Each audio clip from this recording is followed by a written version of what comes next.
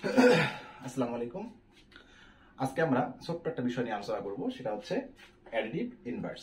খুবই ছোট একটা বিষয়, মনোযোগ সহকারে শুনলে তোমরা এটা খুব দ্রুত শিখে ফেলবা, আর কখনো ভুল হবে না ইনশাআল্লাহ। তো প্রথমত আমাদের জানতে হবে হোয়াট ইজ অ্যাডিটিভ ইনভার্স। অ্যাডিটিভ ইনভার্সটা আসলে কি? Additive inverse of a number is the value that when add to the original number the result will be zero.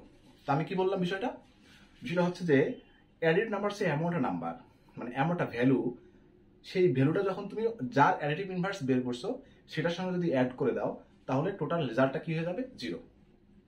দেখো, যদি একটা আমরা এক্সাম্পলের মাধ্যমে দেখি তাহলে খুব সহজে বুঝতে পারবো। মনে করো আমরা 5 এর অ্যাডিটিভ ইনভার্স বের করবো। তা আমি এটাকে কি বলছি? 5 এর অ্যাডিটিভ ইনভার্স হচ্ছে এমন একটা নাম্বার যেটা 5 এর সঙ্গে অ্যাড করলে total result will be zero. ঠিক আছে? তো যেহেতু আমরা অ্যাড করবো তাহলে প্লাস সাইন দিলাম।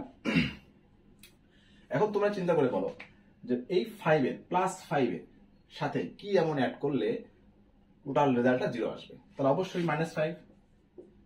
ঠিক আছে?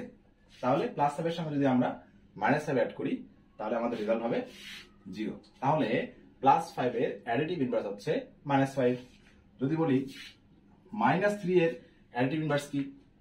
-3 এর অ্যাডিটিভ ইনভার্স হচ্ছে +3। কেন? যদি আমরা -3 এর সঙ্গে +3 অ্যাড করি তাহলে রেজাল্টটা কত আসবে? জিরো আসবে। ওকে, তাহলে 9 এর অ্যাডিটিভ ইনভার্স কত? সেটা হচ্ছে -9।